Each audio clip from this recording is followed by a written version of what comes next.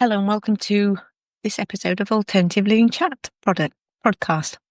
And today I've got the pleasure in talking to Sandra, and she's going to tell us all about her alternative living. So, hi Sandra, Okay. can you just tell us a bit about yourself? Yeah, sure. Thanks, Maxine. I'm Sandra Willis. I have lived on a narrowboat for 13 years now. I've actually lived on the boat. I've owned it a lot longer. And I've done 8 years over in Great Britain. And then in 2020, I actually had my narrowboat shipped over to Ireland. Wow. And I kind of now live on it over here. I also have a camper van and I do a lot of traveling in the camper van as well. And I've done a lot of Ireland and a couple of trips to Europe. So kind of live between the two is what I say on my lifestyle. So That sounds fab. And you've got the best of both worlds. So if you want to go a bit faster, you've got the van, and if not, just a slow cruise through is on the yeah, well, narrowboat. there's not so many waterways over here as there is in Great Britain. So I kind of knew that I would run out of waterways here, but then Ireland's such a stunning country. I just wanted to see more of it. So the camper van made sense, really. Yeah. And it's very easy to camper van and motorhome over here. There's lots of lovely park ups on the Wild Atlantic Way, and with it obviously being an island, you can get very near the coast and beaches. So yeah, it is. It's the best of both worlds, really. It's perfect for me. So. Right. It sounds wonderful. How did you get your boat from England to Ireland? Did you, how was it a big job to do, or was it quite a easy thing to do? Well, it was a bit of an operation because it comes over, it's transported over. So it comes over on the back of a lorry, and there are specialist boat companies who will transport.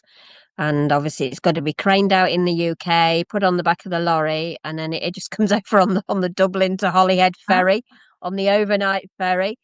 And then it's craned in at this end. Now, the transport company I used were great because they liaised with everybody. They literally just wanted the name of the boatyard, which was in Milton Keynes. And he sorted the crane out at the Irish end because obviously I didn't have any contacts yeah. over here. I came over separately in a car with a friend because I've got two dogs. I think it was just me. I might have been able to go in the lorry, but because there were more, we came over separately in the day. And then I just drove up because comes in on the like 2 a.m. ferry because he wants to drive across Dublin in the middle of the night, not when there's lots of traffic. And this huge lorry with the boat on the back came up the road at 7 a.m. and then I watched it being craned in. Oh, fun. And what was probably the most bizarre thing is it was craned in, and then I got on board, and basically my fridge was already stocked. All my stuff was wherever it used to be. So you've completely moved country, Yeah. but you know where your milk is, where your sausage are, your bed's made, your pajamas are on the pillow. So you're in your own home, but in a different country, and there's not many things where that would happen. So that was really bizarre. So Yeah. It's just a brilliant idea. Well, when we've done all the yeah, ways, we'll have to think of that, because I must admit, Ireland, I think, looks amazing. It's we watch the yeah, vlogs with it, and it is very, very pretty, which is lovely. yes, yeah. No, I thought I would come over for between 4 and 5 years, but I have now just decided to settle here. I'm not Not going to going back. come back, I don't think. So I'm just looking at getting a mooring here, which is something I've never done in the 13 years. That's kind of Mm. me maybe starting to put a few roots down over here. So Yeah. uh, So, what inspired you to choose this type of lifestyle? I bought my boat long before I lived on it. I ran an events company, which was really, really busy. I mean, I was doing easily 100-hour weeks all the time, but it was a phenomenal lifestyle. I was getting to go abseiling, kayaking, murder mystery weekends, and I traveled abroad a lot, all with work. Yeah. But it was full on. So the narrowboat was almost the complete opposite in my head. It was just a tranquil lifestyle and bought it just for weekends away and holidays. Yeah. I did that for a number of years, but then somebody approached me to buy my events company and I sold it. I I didn't know what I was going to do, to be honest. But obviously, because I sold the company, I had a bit of money. Mm. So I thought, well, I'll take a gap year and go off, exploring on the boat. And as they say, 13 years later, I'm still on my gap years. So, so Fantastic. no, it was just complete opposite to my lifestyle, really. So Yeah. Because I mean, uh, obviously, for doing 100 hours a week and rushing around here, there, and everywhere, I mean, yeah. you completely slowed. I mean, you couldn't get much slower, could you? No, and when I first said what I was going to do, quite a few of my friends were very concerned. They said that they thought I was making a big mistake because I'm a really social person, and they thought I would get depressed, not meet people, and wouldn't cope with that lifestyle. But as I'm sure you know from living on your boat, there's a huge community amongst the boaters, and I very quickly made friends. And I also own my boat became one of the trade boats, so I used to go to all the floating markets and trade, and there was a strong community amongst the boat traders as well. So that didn't happen at all for me, really. I very quickly made new friends, didn't find it lonely, but I do now really enjoy my own time, which Hmm. I never had during all that period running the events company. So whether I enjoy this now because of the lifestyle I've led, but I'm perfectly happy on my own in the middle of nowhere, Yeah, so I don't have a problem with it. But then it's a choice rather than being forced into it, isn't it? It's a choice I've made, and I think definitely. that's the difference. So. Yeah. And so, what do you love most about living the way you live, you've chosen to live now? What's the best thing about it?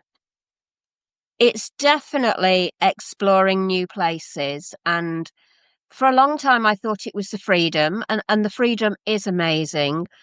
But when we went into COVID and I got locked down, I Mm. absolutely hated it, really hated it. And I realized that I actually get a lot of sustenance from finding a new mooring or now a new parking space. I like researching it, finding somewhere new, rocking up and then having a look round, finding out what there is. So I actually think it's the exploring and always having something new to do. There is a little bit of comfort in going back to somewhere you've been before, because you know where the shops are, you know what to see and do, makes it a bit easier. But I think I need this constant supply of new places as well. Otherwise, I do get bored. And I think that's more my issue than the being on my own. Yeah, So it's the exploration, I would say. that's Uh, interesting. And what's been the hardest part of your new lifestyle, if there is any? COVID was hard because I actually came over in February 2020, which was not my best timing. Knowing, obviously, we didn't know what was ahead. So I No. had 2 weeks in Ireland. So I'd moved country, jobs, everything. I knew nobody here. Wow. And then 2 weeks later, we went into lockdown. So for me, there was absolutely no support system. The Irish canals are not as well set up. They don't have the same facilities. So I just found somewhere that with a tap and a supermarket. But then when it dragged on, getting diesel became a problem, emptying the toilet became a problem, because we weren't supposed to be moving. But there are so few liveaboards here and ones that move, that basically there were no rules for me. Nobody was even thinking about my area where I would see things happening, with Canal River Trust and facilities for the liveaboards. I just was off everybody's radar, really. So yeah, that was quite hard. And it actually, I don't know if you remember, it was very warm as well. Yeah. And I was in a town kind of right on a towpath, which actually suddenly got busy from everybody walking around. So I couldn't even sit out on it. So I was just stuck in the boat day after day. And the only people I ever spoke to were the supermarket checkout girls, probably for 7 weeks. Yeah. So it was just a hard introduction, really. So Yeah. That does uh, sound it. And what's something you didn't expect or wish you'd known before you started this lifestyle? I'm not quite sure if you've frozen on me, Maxine. Oh, sorry. Just it'll come back. So, what's something you didn't expect or you wish you'd known before you started this lifestyle? And so, what's something that you didn't expect or you wish you'd known beforehand? What before starting this life? I think starting life on the narrowboat, if I'm honest, was everything I expected it to be. There wasn't a surprise there. Hmm. Moving to Ireland was the biggest surprise.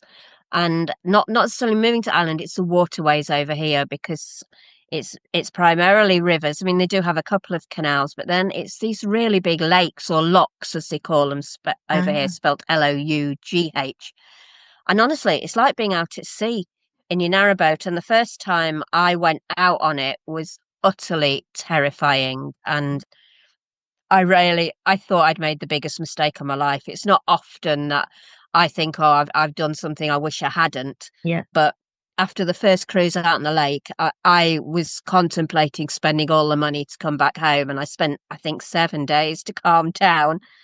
And I had some lovely people over here who went through the maps and the weather apps and things, and they were telling me when to go, to go really early in the morning, which is not me at all. I'm not an early morning person. So I had to learn to start getting up at 5 a.m. and going. So I was arriving before most of the other boats were out as well.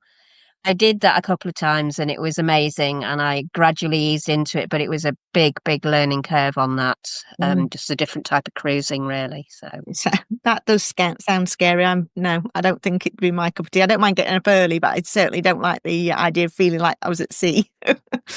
But yeah, I mean, you obviously have got waves on the lake, and the bigger problem is other craft. They yeah, don't think and realize, oh, narrowboats are not really made for open water. So, and that's the problem. We're not as stable as they are, and they don't realize it. They just uh, shoot past, and the wake is an issue, a really big issue. So, scary uh, times. But so, is there anything you really miss from your old life?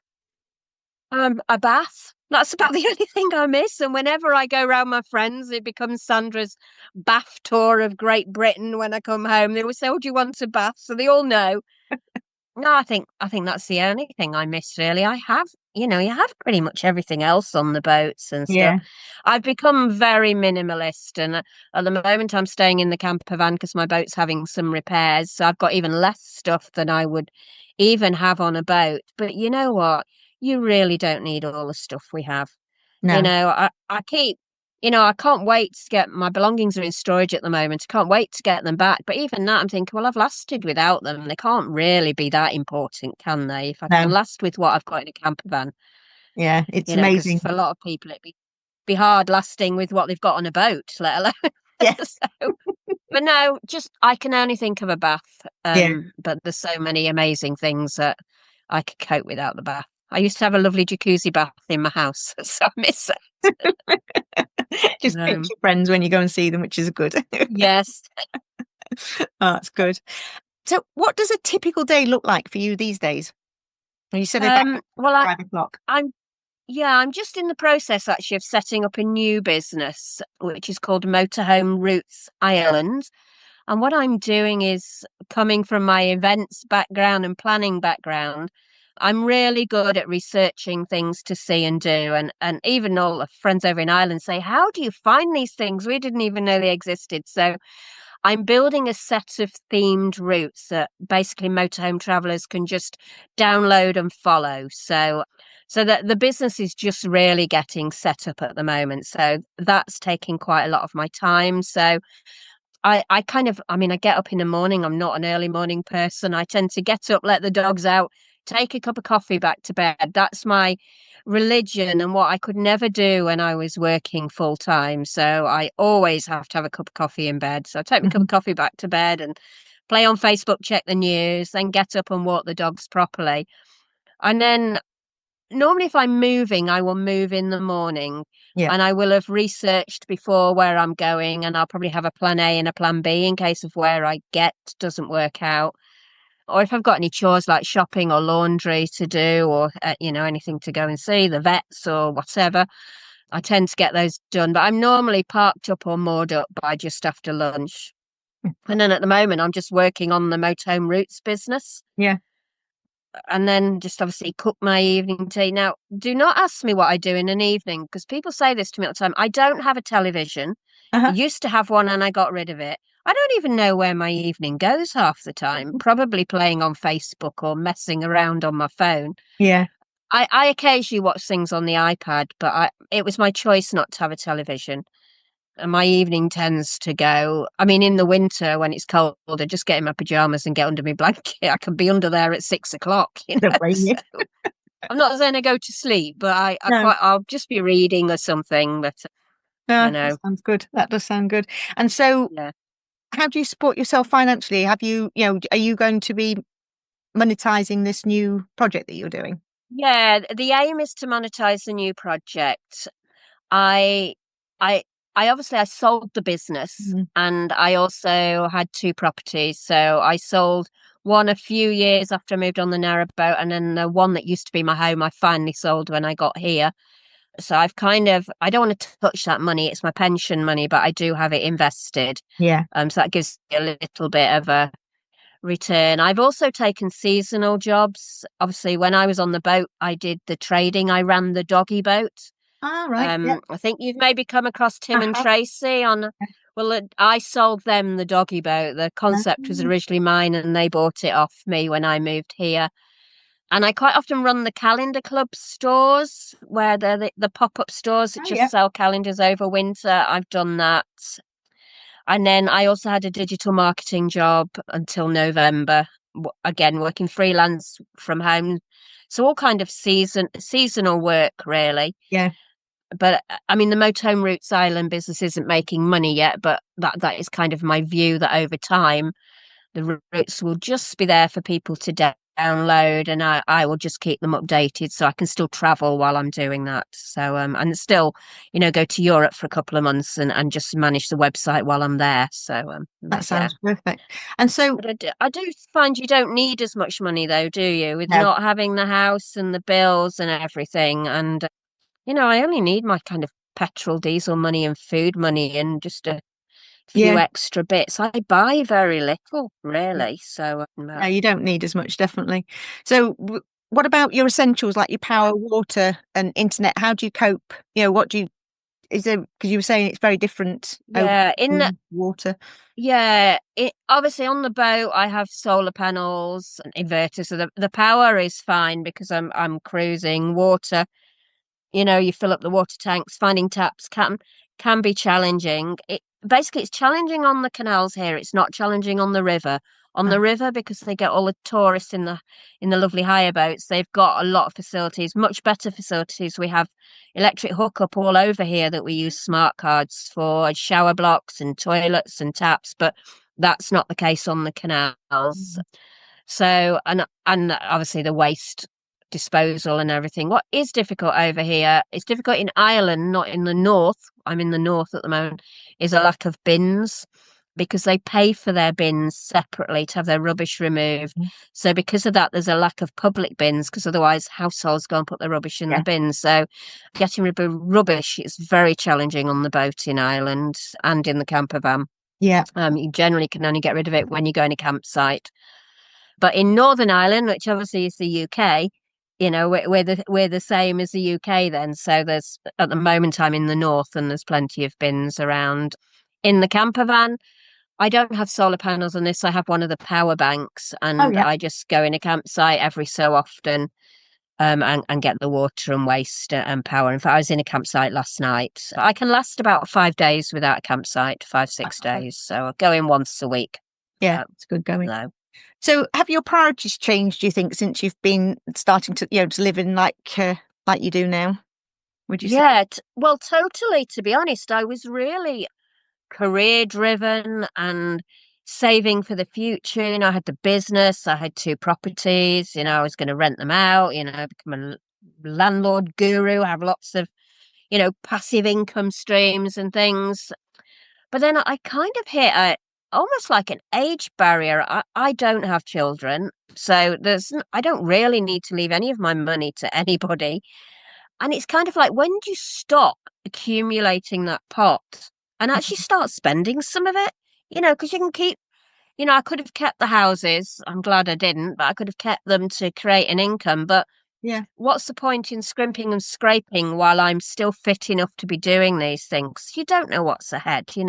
Maybe even in 10 years' time, I might not be okay to be doing this kind of independent traveling. So, wouldn't I kick myself if I'd scrimped and scraped and then not seen the places I want to see? So I think for me, money is just not important anymore. It really has taken a back seat. Whereas when I was younger, it was all about accumulating that pot. Mm. And that's been a massive change for me. And I struggle with, people around me who are friends who are still, trying to accumulate money. And I'm thinking, well, what are you going to do with it? So you can't take it with you. At some point, yeah, I understand if you're younger, I totally get that, and I was the same. But I do think you hit this age barrier where if you haven't got children, what are you saving for? Yeah. Just No, I live your life. totally agree with you. Yeah, That's the reason we've done it. yeah, Yeah, no, I totally yeah, agree. So do you see yourself doing this forever? I know you said you're thinking about getting a mooring now for the boat. yeah. Yeah, I have actually got a mooring up in Northern Ireland, but the boat isn't actually on it yet, but it's there and it's paid for, so I'm just moving the boat up to it. That's more because you can't really boat over here in the winter. The minute the weather starts and the wind picks up and the flow, you can't do the river, and everybody goes into marinas. Yeah, So the last 2, 3 years I spent it on the canal, but I wanted to be further afield, so I've had to get a mooring really. yeah, But yeah, no, I do. I totally intend to have this lifestyle as long as I can. I would like to hope I see my days out on the boat or in the camper van or whatever. And I am familiar with quite a few boaters who are a little bit older and they're perfectly happy and they manage. But I yeah, do think you need to go into somewhere where you've got your water and your electric. It is a bit harder to continuous cruise yeah, when you yeah. get older as such. So that will be my compromise. But I hope to always be living on the boat. So I don't blame you. uh, And what's been your most memorable moment, would you say, over the last 13 years? Or the place um, you've been? the most memorable cruise I've ever done is easy. I went on one of the IWAI organised cruises from St Pancras, and it was their Thames Tidal Way cruise where you go out through the Thames barrier. Yep, I never dreamt I would be taking my little narrow boat out through the Thames barrier, and that is still etched, I think, as my favourite yeah. ever cruise and a moment. I loved doing that. It was something way beyond my comfort zone, really. So, but It does it. We've seen it, and I know it's one of Steve's, my husband's thing he wants to yeah, do. And obviously, I'll yeah, go. you But must do it. I mean, it's yeah, really well organized as well. yeah, It's to pass through that barrier. I was yeah, so giddy, I was videoing every second of it. I loved it. So it was so yeah. good. I know we will get it done eventually, and I think Yeah, in the next couple of years, so it's done because I know he'd like to tick it off his bucket list. yeah, Put them all together. yeah.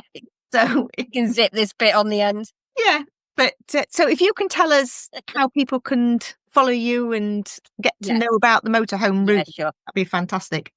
Yeah, that'd be fantastic. Yeah, the way to catch up with me is I have a Facebook page that is called Motorhome Roots Ireland. And I also have an Instagram page, but I do a lot more on the Facebook page. And then the website for the Motorhome Roots business is www.motorhomeroots.co.uk.